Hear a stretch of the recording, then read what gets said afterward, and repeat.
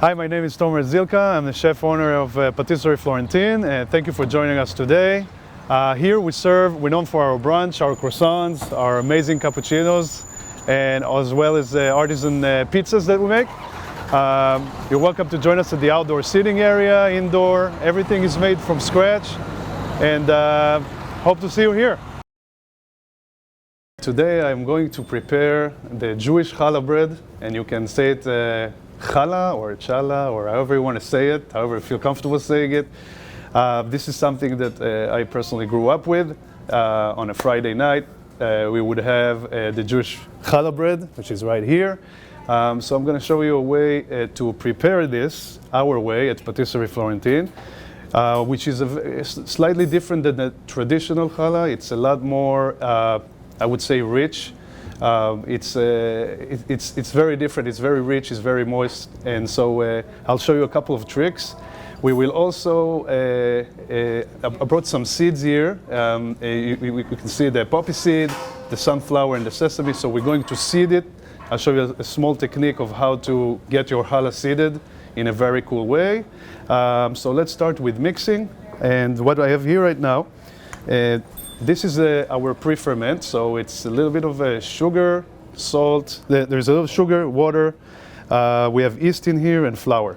We let it rest and double in size, so we create some activity for the yeast. The yeast consumes some of the starches and create carbon dioxide and making that challah bread very, very light. Even though it's rich, this is going to help us lighten the bread. So the first thing is you can use a KitchenAid mixer at home with a dough hook. This is called a dough hook. I have a slightly different mixer, but it doesn't matter. You can use that one. Just make sure that the speed of your KitchenAid is no more than 1 or 2, so you don't break the motor, because they're not that strong. I also have sugar over here. I have salt, water, and some eggs, and all-purpose flour. This all-purpose flour is a non-bleached. I use, can be any brand as long as it's non-bleached. Our choice of flour is King Arthur flour. Very good quality of protein. It holds pretty well. And this recipe is basically a straight dough, almost a modified straight dough method. What does it mean? Is all the ingredients go in, except for your margarine. It can be butter if you are not necessarily observing a Jewish observing home, but in this case it's margarine, so that makes this bread non-dairy, no milk in it. I'm going to add this slightly later, and if I add this too early, my dough is not going to come together. So let's see that is working. Okay. So this is going to need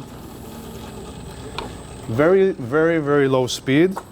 You don't want to strain the mixer or the mortar. This is going to mix for about a few minutes. I will see the texture and I will pick it up and show you the texture before I'm adding the last ingredient. Okay? While we're waiting for this, I'm going to start shaping or pre-shaping.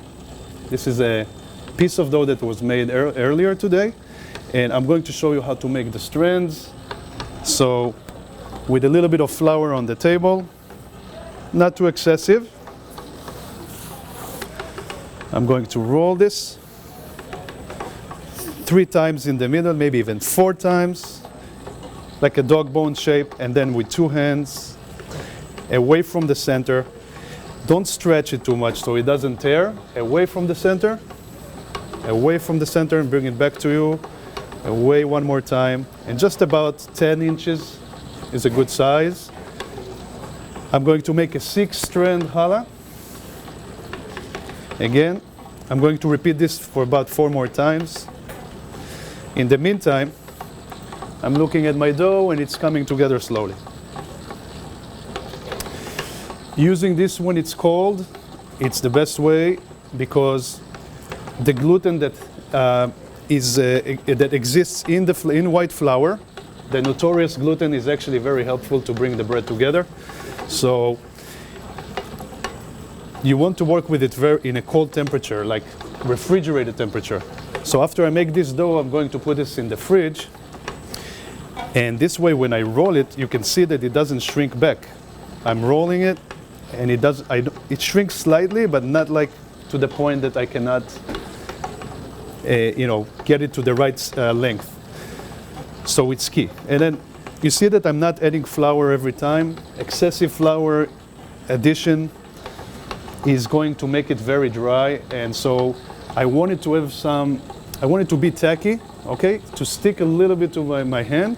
And look, this is, when I put too much flour, what's gonna happen is just gonna roll. It's gonna roll this way instead of rolling this way, and create that friction that smooths out the dough. So just enough flour so it doesn't stick is the way to go. And this is key for any bread that you pretty much make or want to shape. Okay? Now, it's going to get a little tricky with 6-strand, but you can definitely do it. Go with a 3-strand. For beginners, I always recommend that. And don't let the braiding deter you from making it, because it's not about the braiding. First it's about like tasting good. So now I have, let me just double check this. I have 6 strands over here. Some of them are different size. I want to get to the right size, so I'm going to extend it a little more. A couple more times we'll do magic. A little short here. A couple more times we'll do magic. That's it. Now I'm going to taper the sides. To taper, I'm going to put my hand at 45 degrees to the table, push down, up, down, and I'm getting this tapered side. Push down, up, down, tapered side. I can make a gradual taper here, so kind of pushing a little more. You can braid that way, or you can braid it this way. But I'm going to do it a little bit more tapered. A couple of times. Okay, and it's important also to know what not to do. This dough is coming together beautiful.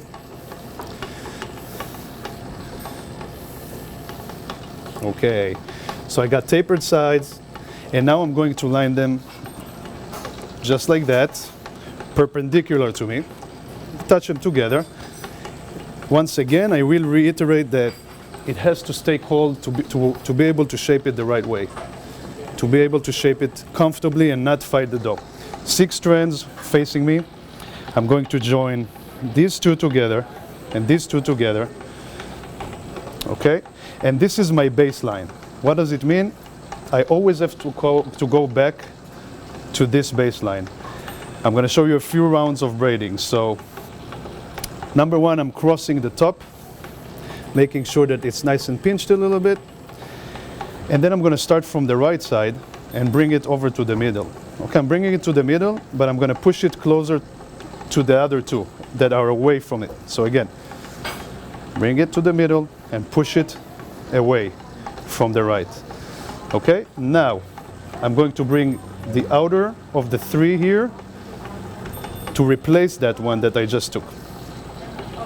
So I'm going back to the same exact baseline. 2 on the side, and then 2 pairs, okay? I'm going to take now the left side to the middle, just the same, only pushing it away to the right, and then replace it so I can go back to the same baseline, just like that. As you get better at it, you tighten it. You can tighten it a little bit, but look at the baseline again. 1 here, and 2 pairs. Okay, I'm gonna give this a quick break, and I'm going back to the mixer to show you how it looks in here. Okay, so this is the texture that right now I have. It became dough, and there is some extensibility to it. I can talk about extensibility for a long time. You don't want to hear that. It gets boring a little bit, but if you're really into bread, I'm happy to share that with you. We do some baking classes as well. So So I can see some extensibility. And then when I let go, if the dough comes back, I'll do it like this. I'll do it right on the surface here. If the dough comes back, still a little sticky, that action is the level of extensibility and elasticity. So elasticity is when it comes back. If it comes back very quick, very fast, or slower, that depends on how much I'm mixing, what is the level of extensibility and the level of elasticity. But you don't have to go deep into that. I just wanted you to kind of get familiar with that. At this point, the fat, after the dough is already formed, is the right time to do it, to add it. The fat is very important, very pliable, not melted, but pliable. And I'm going to put back the same speed, and that should take maybe a few more minutes before, and it's ready. My greasy hands, that's a nice way to wash them in flour, okay? Without dirtying the kitchen towel and getting all the laundry greasy or throwing away the towel. So that's how I wash my hands sometimes. Make sure they're clean and sanitized, of course. All right, we're going back to shaping this first challah, and my eyes are going to be also on the mixer while I do it. So again, my baseline, one on the outer line, on the other side, on the right side, one on the left. And I'm going to continue the right side, bring it to the middle. I now 3 and replace it. Left side to the middle, replace it. Right side to the middle, replace it. Middle, replace it, middle, replace it, middle, replace it, middle, replace it. After that, I can taper my challah to make it more like this. Okay? And you don't want it to make it too thin because then the sides can burn, they'll burn a little bit faster in the oven. So just a little bit of that can work well. So that's as far as shaping. Now we're going to do one more thing, a little bit of a repetition.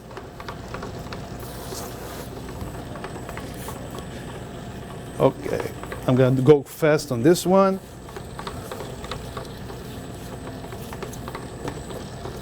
One, 2, 3, 4. 1, 2, 3, 4, 5, 6. About 10 motions is about the right quantity. If you go over 10, you're warming up the dough, so it's a lot harder to shape. So once you get good at it, you exert exactly the amount of pressure that you need to go about 10 to 12 times. If you're at 15, it's a little bit over. If you're at 8, it's probably not going to be enough, or it's going to come out shorter. So I think the best way to say is like stick to 10 motions, assuming that your dough is very cold, meaning refrigerated dough. I would typically recommend to make the refrigerated dough for about 3-4 hours or overnight. And now I'm going to do something slightly different. I got 7 here. You can always start with a 3-strand, a 3-challah strand, which is going from the right to the middle, going from the left to the middle, right to the middle, between the two. Very simple. If you get a little too nervous in the beginning, that's a good way to start, okay? Nice and easy. Now we're going to go a little bit fancy. We're going to make it seeded challah, okay? So I'm going to use this sheet pan here to help me seed it, just to make sure.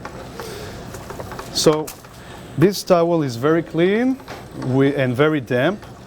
So what I'm going to do is I'm going to roll this, make sure that it's damp enough, kind of sticky, all right? And then I'm going to go to the seed where I set up my seeds, and I'm going to roll it right here, like this. Okay.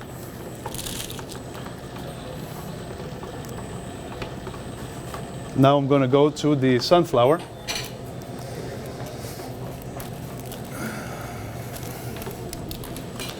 This way you get to impress your guests a little bit more with just a little trick. And I'm going to go to the poppy seed.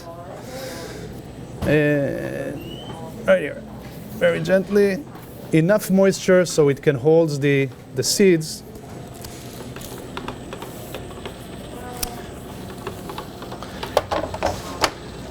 And I'm going to braid that right on the table right here. And that's going to give you a little bit of a healthier, better for digestion, more nutrition-driven bread. So again, no fuss braiding as we call it, right? Only 3 strands, very flavorful, and I'm going to go to the middle, to the middle, to the middle, to the middle, to the middle, to the middle. Okay. Tuck it under a little bit so it doesn't open in baking, and that will give you a seeded challah for Shabbos. Okay. So that's as far as shaping. From this point onwards, this is going to go to a warm area. So at your home, you can just put it close to the oven, the stove, and this should be doubled in size. We're typically going to take about an hour and a half to 2 hours, maybe on a very hot day, about an hour. We're going to brush it after they double in size, like these guys over here. They have been maybe just an hour. They're not really ready, but I'm going to, for the sake of demonstration, show you what I do with the egg wash. This is eggs. You can add some egg yolk if you like more color. Brush it like this. And that's how you can seed it while it's still tacky, wet. If you want just a sesame challah, that would be the way to go. You want it plain, just brush it just like that. Okay, so that's that. And then let's check the dough that I have here.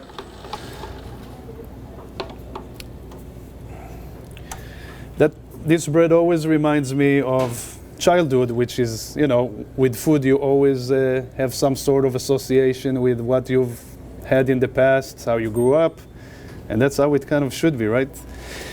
No matter what culture we're talking about, we all grow up with some. This mixer, you know what? This one I'm going to show you. Let me see. Sorry about that. There you go. Locked. There you go. So I got some butter on the side here. I'm going to help it. And again, it reminds me just sitting around the table at home with my grandmothers, my grandparents, and just enjoying a very good beginning for a great, great meal. And so this dough is going to mix for a little bit longer. So this challah dough looks like it's ready. The margarine, the fat is already absorbed into the dough. So I should get a nice extensibility at this point, much more pronounced than a few minutes ago.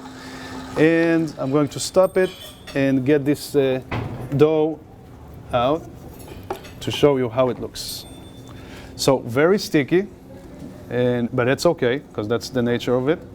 I'm going to take a little piece, and again I'm going to measure my extensibility.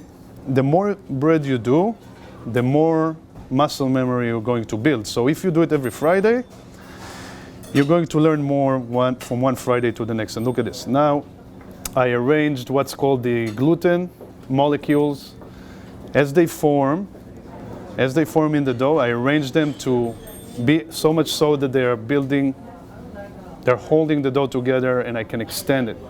extend it very well. So this dough is now going to go into the refrigerator for about 3-4 hours or overnight, and you will have that for Shabbos, or if you don't celebrate Shabbos, you're gonna just have a great bread anytime they want to make it.